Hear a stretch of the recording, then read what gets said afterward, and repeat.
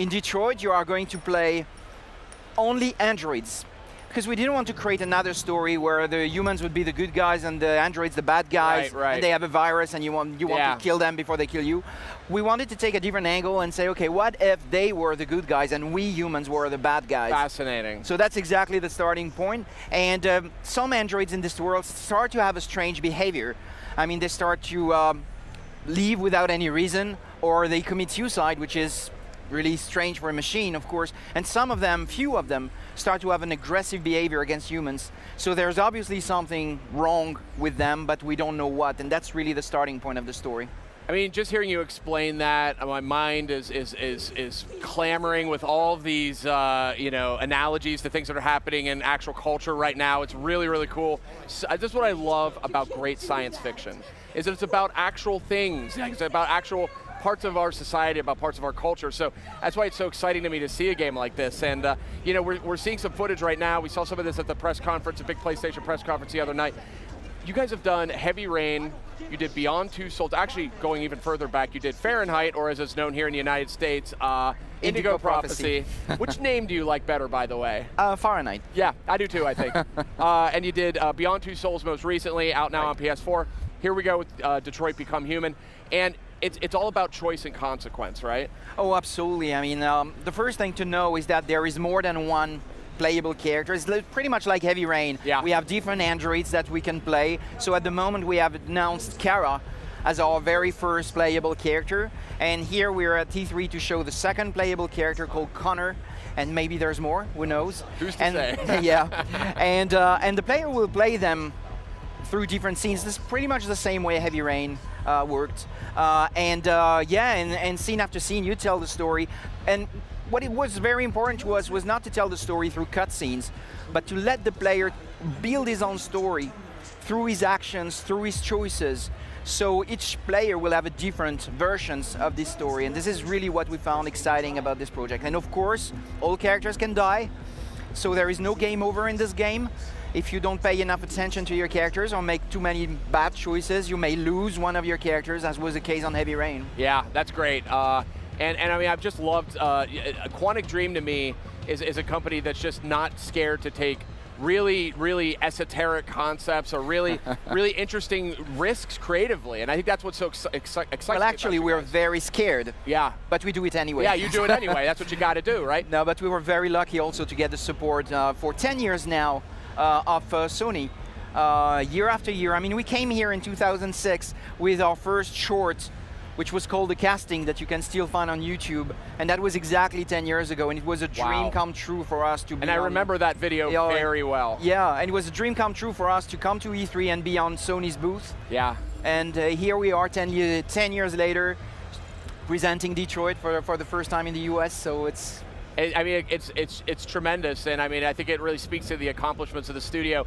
And I just love the theme, and I love the style. Like, you guys have always been had great style in your titles, but this one, I think it's got to be partly due to the power of PS4. You know, really being able to push the visual envelope. I mean, some of the stuff we're seeing right now is just knockout. You know, it's incredibly impressive. Well, we love developing engines, to be honest with you. We develop, each new game is a different engine. So we're probably one of the very few studios in the world to do that, because that's probably insane. But with Detroit, we wanted a very specific look. Yeah. And we wanted to develop the sense of cinematography in the engine. So we needed to develop some specific features about the lighting. What we call physically based shaders is the fact that all the materials react correctly to the light. We have developed what we call close-up lighting. So it's like in a film, when we have close-up shots of the characters, they always have a specific lighting set, so they always look great. Cool. Lighting, shadows, what we call physical cameras, which is the fact that our lenses are really based on real physics of real optics. So it's a lot of tiny things that... You add them all up, you Exactly, know? and maybe gamers won't care about all this, but... They just know it looks great. Yeah. It looks great. Yeah. So it's not lost on me. I remember maybe 3-4 years ago, you guys released a video called Kara. Absolutely. You know, and it was about, it was actually really powerful about this robotic woman or an android woman being kind of constructed and kind of realizing who she is, trying to get away. kind of soul-wrenching, actually, to watch that, but it was powerful stuff. And I think maybe it's become clear that that was maybe a prototype or sort of a thought experiment into this title. Yeah, well, it was not about Detroit. Actually, it was just a technical demo at the time. I just wanted to write a short piece, 5 minutes, and we wanted to test different emotions. So I needed to write a short script where my character would very quickly go from one emotion to another. And but the piece, when it became so successful, I mean, it's been viewed I don't know how many million times. It won an award at the LA Short Fest, which was a premiere for a video game, technology. But I had no other plan beyond that. And actually, the question that people kept asking us was, what happens to Kara when she leaves the factory? And actually, I didn't have a clue. And but I was really haunted by this question because I thought, yeah, what happens to her? Yeah. And so I had to imagine the world outside the factory and what would happen to her when she leaves the factory, and that was really the starting point for Detroit. Powerful stuff, and again, that's what I love about you and I love about Quantic Dream is you're willing to take that stuff on, because it's not exactly like a standard blockbuster premise, right? It's a little deeper, it's a little more intellectual, but you guys have had some, you guys have performed very well. I mean, Heavy Rain was a big hit. Beyond Two Souls did great, had a lot of Hollywood talent. I wanted to ask you a little bit about, in terms of the interface, in terms of the controls, are we veering a little closer to Heavy Rain or a little bit closer to Beyond Two Souls, or? Well, game after game, we try different things. So we try different interfaces, and we always try to see how we can improve the way we tell stories through gameplay. Sure. And here, I would say, no, it's a more traditional interface. We want a very simple, classic interface, because we want the challenge to be in the mind of the player and not necessarily just on his thumbs. Sure, yeah. So you navigate, you explore this environment, because I know that when we present our games, the first thing people ask is, okay, I get the story, it looks great, but how does it play? What is there to play? Is there just a series of cutscenes?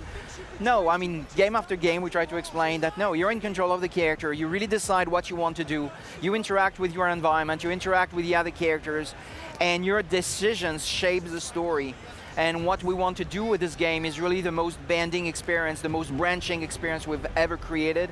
And really, again, letting the player tell his own stories through his interactions. So one of the big themes coming out of this PlayStation's press conference and E3 in general is the rise of VR.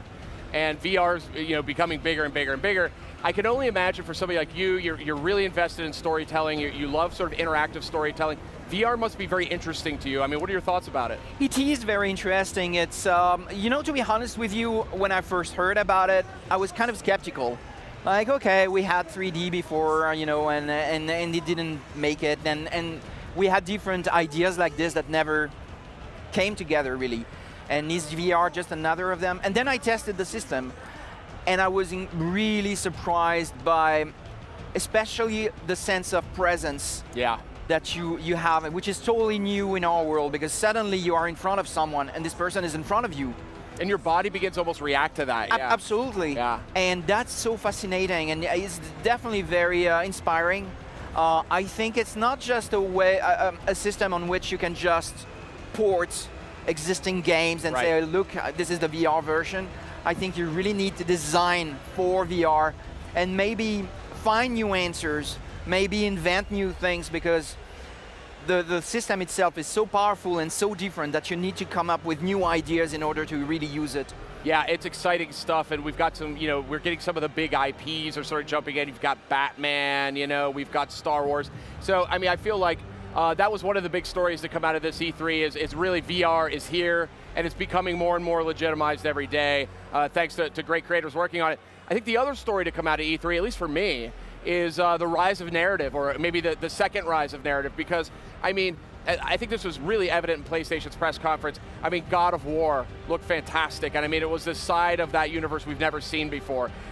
We obviously have Detroit, Become Human, what you're working on, looks sensational. It really got a rise out of people. And I mean, it was just game after game after game, really felt like they wanted to tell a deeper story. I mean, what are your thoughts on that?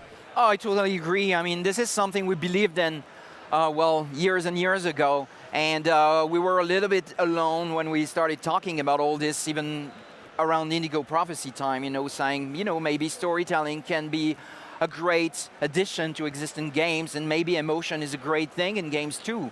And some people laughed at us at the time, but today the situation has changed, and not because of us, just because it's a natural evolution of the industry. Storytelling is great. It makes people get involved, interested from the first second to the last second. And I think any type of game can benefit from a good and solid story and good characters. So yeah, I'm really happy, really glad to see all this coming together and more games having better and better stories.